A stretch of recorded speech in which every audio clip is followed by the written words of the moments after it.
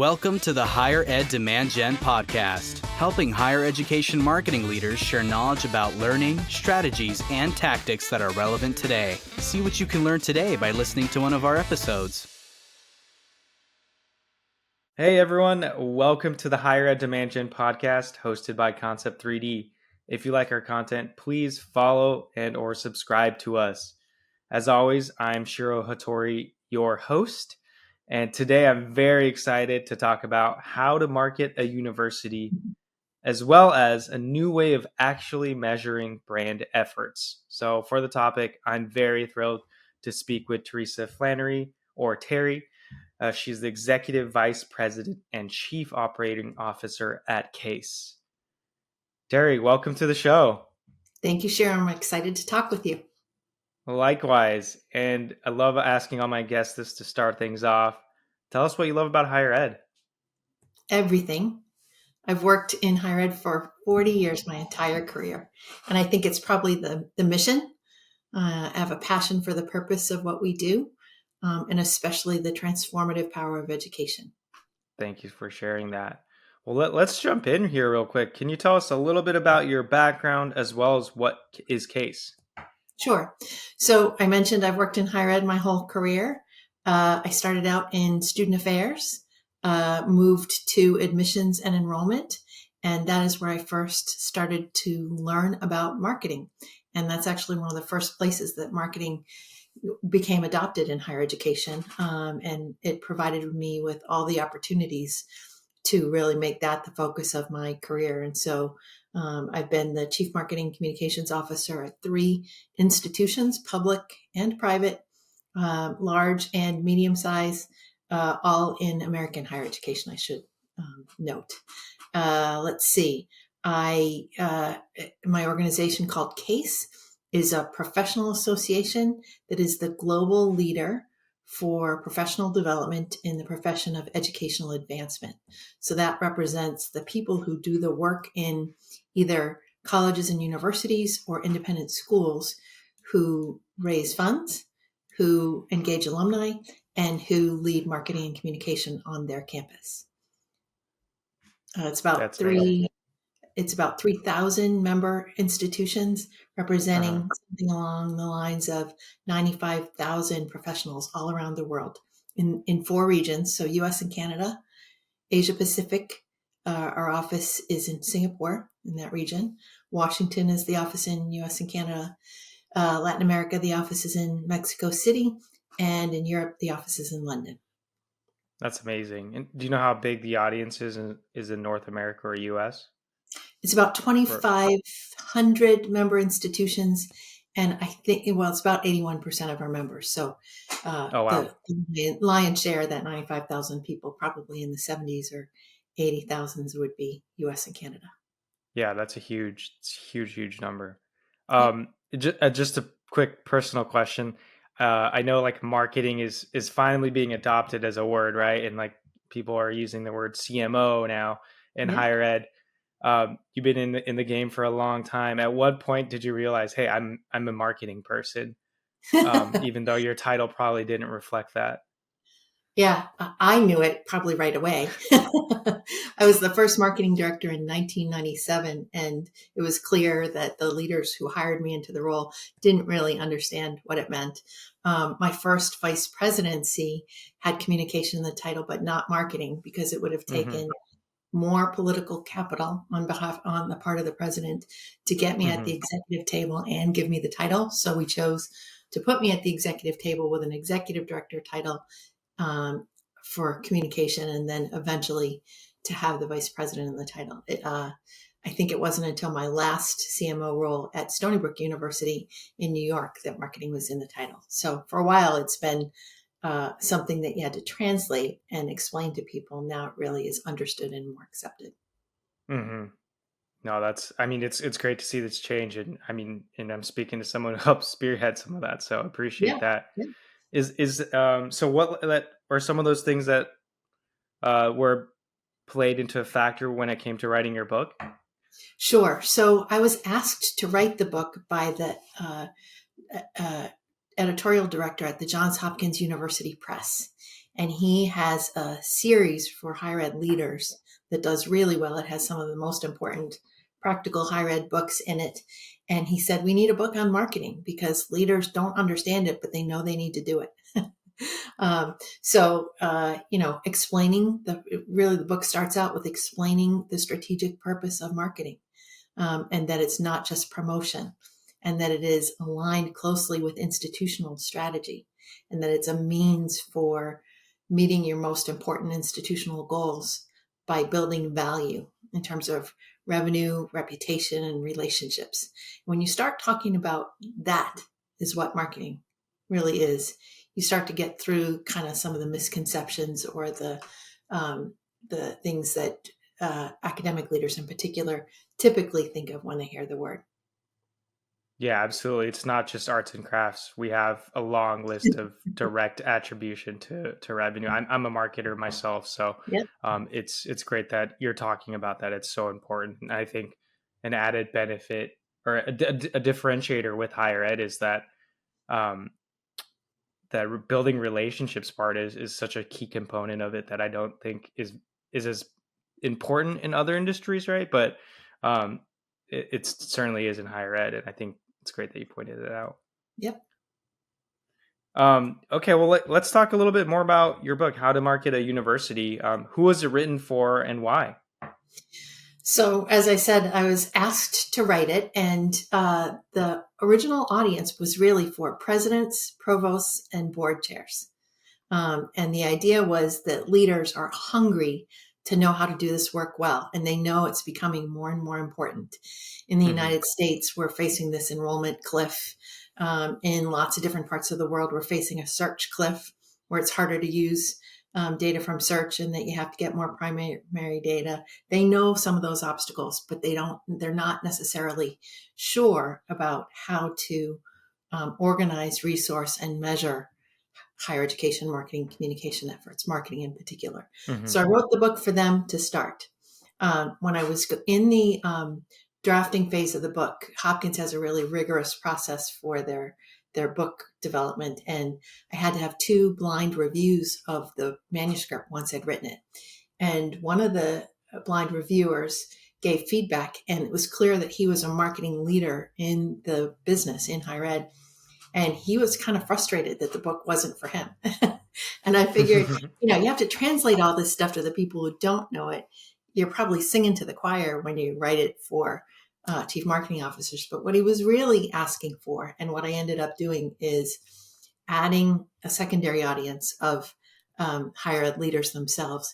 And I created a series of questions at the end of every chapter, 2 or 3 questions that you could use to start a discussion about that topic, that chapter, with your provost, with your president, with your vice chancellor, with your board members, that would help move the conversation along into a more sophisticated place where the purpose of the work is understood.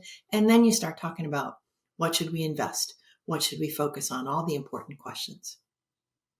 Yeah, that's amazing. Yeah, I think it's a double-edged sword. I think there's a need from the leadership's perspective as well, but also like a movement that has to happen from the ground up, which you're not at the bottom of the bowl. You could be a marketing leader already, but like there's ways to communicate upward and across as well. So that's fantastic. Well, let's dig a little bit deeper into your book. Obviously, this is going to be much too short of a conversation to cover all the key points. But I think on our prior conversation, you mentioned three main areas that you get the most questions asked about, which means it's probably the most important or most relevant. So those came down to organization and structure, questions around resources and resourcing, and then lastly about measurement. So let's first talk about the organization and structural component. If you could just maybe give us some key takeaways from your book and what you've learned. So I think the easiest way to describe how marketing is organized in higher education is one hot mess. There are so many ways that it's done differently on different campuses. And a lot depends on whether your leadership understands the strategic purpose of marketing and wants to embed it in decisions, leadership decisions about strategy or not. Also, there's this really interesting dynamic of leaders thinking about where the marketing is most important to kind of plug in. Is it designed to affect enrollment? Is it designed to affect fundraising and alumni engagement? Is it designed to lead brand? And so a lot of times you will see that the function is reporting to a vice president in another area. Not a lot of times, but sometimes. And the problem or the challenge we identify in the book about that is that it's in service of that one really important piece of institutional strategy, but it makes you less accountable to the other areas. And also it's harder to influence those other areas.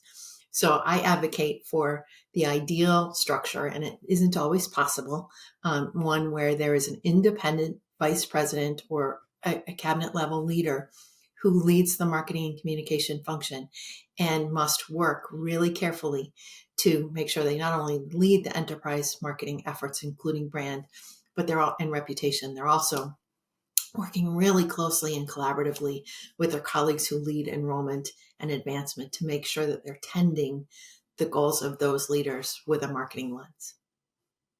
That's fantastic. And do you have different recommendations for different school sizes as well? Because I think that's like the area that impacts Yeah, organizational structure the yeah. most. Well, the smaller you are, the more likely it is that it's just all one unit. In an independent college, an independent small college, it's probably the college relations office where the function is organized, but it might just as easily be in the enrollment side. In in an independent school, some of the same things are true.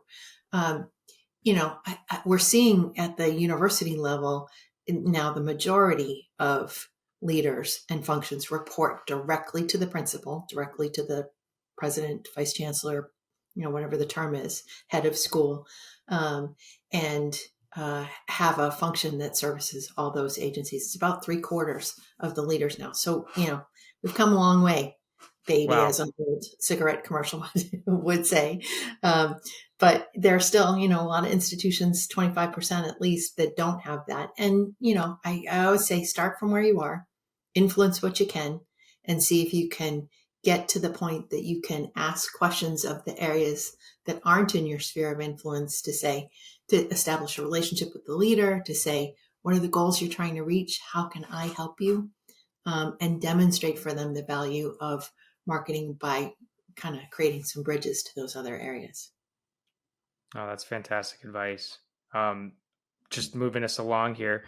When it comes to resourcing and resources, what are some of your key takeaways based on the questions you've been asked? So the first is stop talking about it as a cost and don't accept the premise, right? You want to talk about it as an investment that should produce a return, and that's that value that we're talking about, right?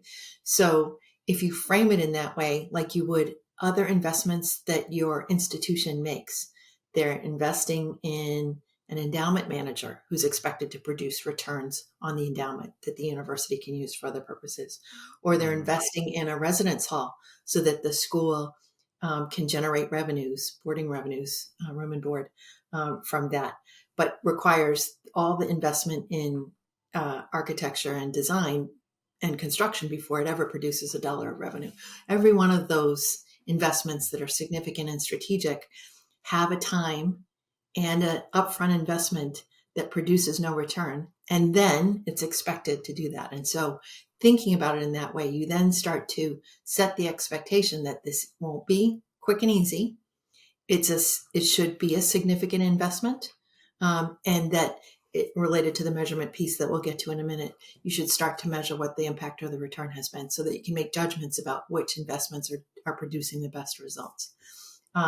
In the book, I provide, this book came out in 2021, so I provided what then were some guidance about what higher ed spends on, and education as an industry or sector spends on marketing, what corporate environment spends, how the spends are different in terms of where the dollars go. And so you can think about percentage of budget as a piece of guidance. Mm-hmm. It usually really throws presidents who've never thought about the investment in marketing before to hear that startups are investing 3 to 5% of their budget expenditures in marketing. And they think about what that means for universities budget, and they're like, I kind of freak out at first, but it starts to really say, this isn't nice to have. This is a strategic investment that should produce a return. Absolutely. Do you mind sharing what the number was for investment percentages for higher ed from your book? Yeah, so I think it was the education sector broadly, and it was pretty Mm-hmm. low. So I think we were looking at these are data that come from the CMO survey from Simpson Scarborough. I don't Mm-hmm. have I don't have my book in front of me, but No worries. it's certainly a much lower percentage than the corporate environment, which coming out of the pandemic was something like 11%. It was much lower than that. And frankly, just to tell any higher ed leader that they should be spending 11% of their budget would rock their socks off, except for, I'll have to say, Southern New Hampshire University, University of Phoenix, Western Governors University. They know. And they're producing returns off that investment in big ways.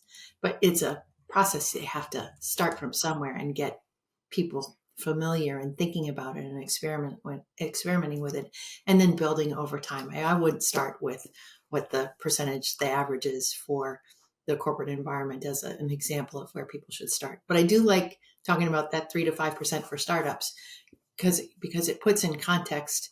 You're probably spending less than that. And is your university a startup? How many hundreds of years has it been around? Maybe we ought to think Right. about this differently, right? Yeah, absolutely. That's a great standing point. And I think, we have conversations here all the time that it's a consumer market. So our consumers, aka students, also have consumer expectations that they're used to. And so looking at things like that in a traditional or non-higher ed business model is, I think, completely is fair game, right? And so it's good to bring up those numbers, I think. At least as comparisons, right? Yeah, as a starting point. I'm not saying just because you now got all this increased budget, go spend it on Google, because Google will take all your money. They will. Don't do that. If you want Don't to do pay that. them, they'll take it. Yeah, do some other things, not just Google Ads.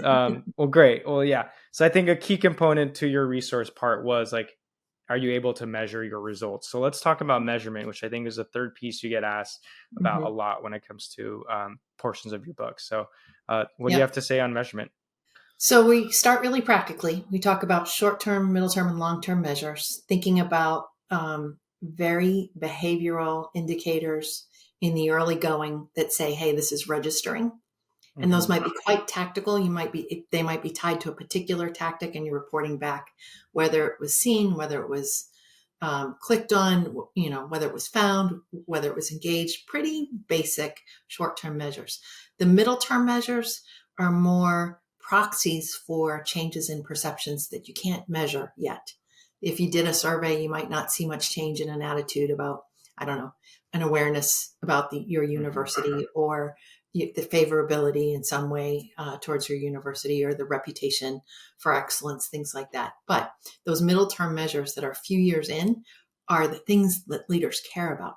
So it's applications and annual gifts and a number of other very easy yield rate, for example, really easy things that the university already measures and reports for different reasons that you could use as a stand-in. If they're moving, they might be moving slightly, are an indication that the investment is having an effect. And then the longer term measures are really the true change in mindset, because we know that brands exist in the minds of our customers and our stakeholders, not in the stuff that we do. We can try to influence it, but it's in people's heads. So you need to measure, and you need to measure regularly. And so creating a process of a baseline measure, especially if you're starting your marketing investments, to see where you're starting from, awareness, favorability, a number of other things, and then brand associations. And then you measure again every 3 years or so and see how much that is changing is a good way in the long term to see, the perceptions are actually changing as a result of this investment, or they're accurate if you don't want them to change, but they're staying there. Absolutely. Yeah. This is very, very difficult stuff to measure. Like even outside of what I do, like it's the audience size is much bigger. The branding component is harder to measure. And so it's definitely a difficult task, but not impossible. So I think No, that's it's doable. It's the absolutely important doable. part. Yep. In terms of like what you've seen in your experience, like how do you know? I've been to a lot of conferences, and it looks like a lot of times higher ed institutions hire out for help with this part, right? The measurement piece, Yeah. especially when it comes to perception, things that are harder to measure that they can't do internally, like yield rates and such like that, right? Like, what is your advice to to know to when to get some help? And like, how do you know you're working with a good vendor, I guess, as well?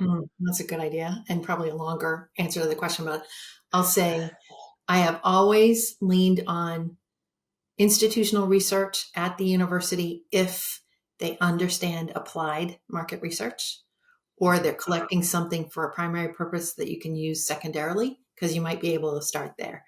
After that, you should hire somebody who's got a good reputation, ask for recommendations from, references from other like type institutions, and hear what the experience is like.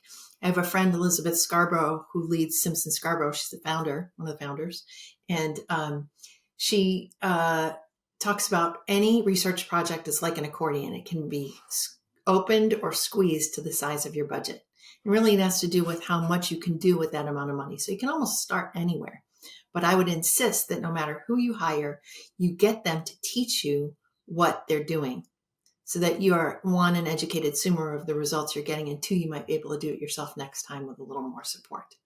So those are some things to think about when you're hiring. But it is a really important skill, and it's not one to diminish in terms of importance, because it's going to show a great deal of whether it's worth continuing to do. Absolutely. I think, honestly, this is just my opinion. So I'd like to hear yours as well. But I think measurement is a piece that's going to actually get maybe a little bit harder to do in the future, just because, one, like for data, digital data is becoming more private, which is a good thing, right?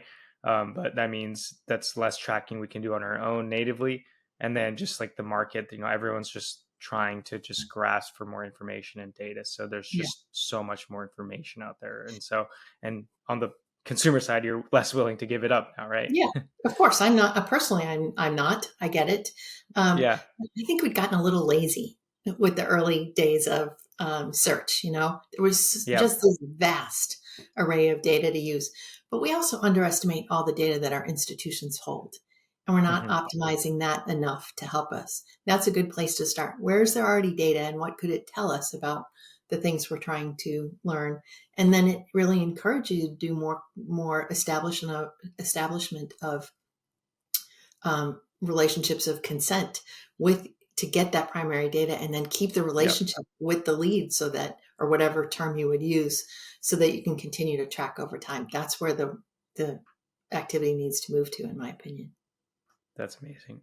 You brought up a great comparison earlier about resources and how the endowment factor when you get an investment on like a new building or a new rec center, like that's a huge investment, right? Like probably like tens, Millions. hundreds of millions of dollars. Yeah. Do institutions? This is just I'm just purely curious. Like, do they ever do a ROI measurement of that? Like, hey, this rec center brought in, we can assume brought in, I don't know, X amount of new students. Like they do this kind of measurement? They certainly insist that endowment managers do it. And I've seen some institutions, including some I worked at, that they look at the total investment in the building, and then there's usually debt on it. So they've got to pay the debt Mhm. back. So they're looking at the annual revenue that they return, and they can use that data to back into an ROI. And I cover ROI in my book a little bit. There's even a really sophisticated measure of lifetime value of a student when you think about all the revenue over time. That really savvy institutions can invest in. But you don't have to start with that complicated a measure. You can start with a project that you invested in, and what returns you can count on, relatively speaking, whether it produced leads or applications or enrollments, or Mhm. annual gifts. And it won't explain everything about that, but you'll have a relative cost per whatever the outcome is. And you can compare that to other tactics aiming at the same thing and say, this one's better than that one. This is more efficient Mhm. than that one. That's the first and earliest form of ROI that you can start with. And as you get a little more sophisticated, you can do more. No, I appreciate that. Oh, thanks for opening my eyes to like how incredible and large that project is in trying to measure return on investment on like a new building on campus. Yeah. Yeah. Speaking of which, I die by this phrase now, which is your most visited building on campus is your website. So don't forget that. If you're throwing hundreds of $1 millions at your new rec center, don't It's a forget great that your website is getting 100 times more visitors every day than your rec center or your It's a great stadium point. is. And you can prove that in a heartbeat. Yes. Yes, Yeah. absolutely. Awesome. Well, let's kind of move on from just the key points from your book.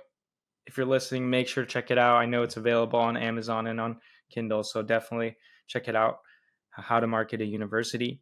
And then let's talk a little bit about Case and what they're now developing in terms of a new brand measurement tool. So, Yeah. can you tell us a little bit more about that?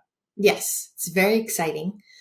So the thing is called, it's got a long name, the Case Insights Framework for Brand and Reputation Metrics in Education.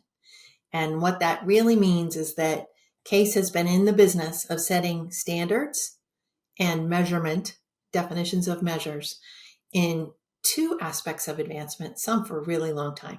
So the Case standards on philanthropy, reporting standards on philanthropy, have been around for decades. And they are very mature. And there are hundreds of institutions every year, nearly 1,000 in the US, similar measures in other regions that submit their own performance data on philanthropy every year. And then they compare, they can benchmark against comparison institutions that are like them or aspirational that helps inform their thinking about strategy and performance. We similarly have standards for alumni engagement and measures in 4 categories of engagement that we're in our 6th year of collecting the data on. We have hundreds of institutions who submit the data on that as well. And again, you can compare your performance to others. There are no measures in education for performance in marketing, in brand and reputation. So it includes both strategic communications and marketing activities. We know there are measures in other industries. It's notoriously difficult, and the reason why they don't exist in education, because our organizational structures are so crazy. And so you can't really know very easily all of what you're investing and all of what you're doing. It's really decentralized unless you're a really small school. And you might not have the sophistication to kind of know what the measure should be. I don't mean your personal sophistication. I mean your school or your college or your university hasn't thought about marketing as a strategic investment with the kind of attitude about what it should be doing for you. And schools and colleges can be more or less sophisticated about that. And as they get more sophisticated, they're usually trying to measure with more sophistication. So we've established that there are no measures currently, and Case is going to build them. And we think that Case is the group to build them because we have this global footprint, because we work with so many professionals in these areas of work, and because we've done it in the 2 other areas of advancement already. So we think we know what the roadmap looks like. We introduced late this past summer in 2024, this framework, which talks about 6 categories of marketing and communications activity and 3 levels of measurement. And it kind of outlined the frame for the measures to be inserted. And what we've done is kind of say, okay, we're trying to build something that everyone can see themselves in. We're not going to be comprehensive yet. We couldn't possibly be. We're going to start with the things that we have most in common across colleges, universities, and schools. So you'll see the 6 categories of measurement that include obvious things like recruitment and retention, or philanthropy or alumni engagement, but they include new areas, including the pieces that relate to strategic communications and reputation management. So we take the 6 categories of measurement and we think about levels of measurement that are most basic, that are reporting, that are kind of the mid-level complexity of measurement analysis, and the 3rd level that has to do with deriving real insights. And we've taken some examples, we've collected some examples of measures that fit in each category and each level of measurement to kind of describe what we have in mind. And we have spent the last 6 months taking the show on the road, virtually and in person, and asking professionals in marketing communications and education to think about measures they use and where they think they would fit in this framework. So we're getting really good feedback. We've done great kind of crowdsourcing of measures, lots of measures, and we're going to use those to choose the first measures that'll go into the first data collection. And we'll have to define those measures really carefully, and that'll be a little messy. We'll work with colleagues from around the world to say, how do you define this particular measure? Get some input, choose a standard, and then when we've got those first measures chosen, we'll put them into a pilot survey, probably in just more than another year now, with a small group of schools. That'll be really messy too, because it'll be hard the first time we do it. But once we do that, we'll be able to refine a survey that annually will allow people to submit their performance data on particular measures they use in these 6 categories. And eventually we'll collect enough for people to be able to compare their own performance, not only to their own performance in previous years, but to other institutions. And it's gotten great reaction. People are so excited about it, even though it's going to take a while to get to the point that we really realize the impact. They're saying, this is going to give me legitimacy on my campus. This is going to really help my leaders think about what the purpose of our work should be and how we're measuring it. So, and in many cases, we think that it will help to think about how you should be structured and what you should be investing in order to produce the measures. So a lot of institutions don't have enterprise CRM or a CMS that's integrated with their CRM, right? In order to produce some of the more sophisticated measures, you've got marketing technology that you will need to do that. So we've not only built this framework, we started with 10 thought leaders who are in universities and schools, who are in agencies and practitioners, who are in marketing and communications, and who are in all the regions that CASE operates, to build the framework. As we've been going along and collecting feedback, we're now going to engage some of our most important educational partners in the corporate world who are in the MarTech space or the agency space to make sure they're thinking about this and they can help us build it so that when they're working with clients or when they're building products that collect this data, they'd be working to the standard that we're using. And that'll really help to make it easier. That's amazing. When is the expected date that this will be launched? I know you said you're still working out the I knew kinks you right would now. ask it. I think we have to think about it in steps or in milestones. Okay. And so the next step is to start defining choosing the measures that we're going to start with, starting in May. And probably in another year, probably in July of 27, we would have a pilot group of schools to start filling out the first survey. That's the goal anyway. I don't think we'll fully realize this. I'd be thrilled if 5 years from now, we've done a few data collections and we're really starting to be able to build a pool and cohorts of data that people can use to make meaningful comparisons. But you got to start somewhere, right? Absolutely. Yeah. I mean, at a much smaller scale, I just worked on our first inaugural higher ed marketing salary survey. I just posted the results about a month ago and ran a discussion on it. And that was our first one, my first salary report I've ever conducted. And it was a lot of work and definitely has a lot of work to be done. So something even much, much bigger like you're working on is amazing. And I know it'll help higher ed as a whole. So appreciate that. Very exciting. Well, I think we're just at about time. I'm just wondering where our listeners can learn more about your book, case, whatever you want to talk about and promote here. Yeah. Well, like you said, you can find my book, How to Market a University, on Amazon, on Kindle. You can find it on the Johns Hopkins University Press website, jhupress.org, I think it is. And you can find me and Case on LinkedIn. Look for Teresa Flannery, PhD, on LinkedIn, or you can find CASE, which is the Council for Advancement and Support of Education, at Council for Advancement and Support of Education on LinkedIn. Amazing. Well, thank you so much for joining today. It's been an amazing conversation. I love talking about brand and how to resource and restructure and measure. So this has been great. Thank you so much for your time. Thanks for the opportunity, Cheryl.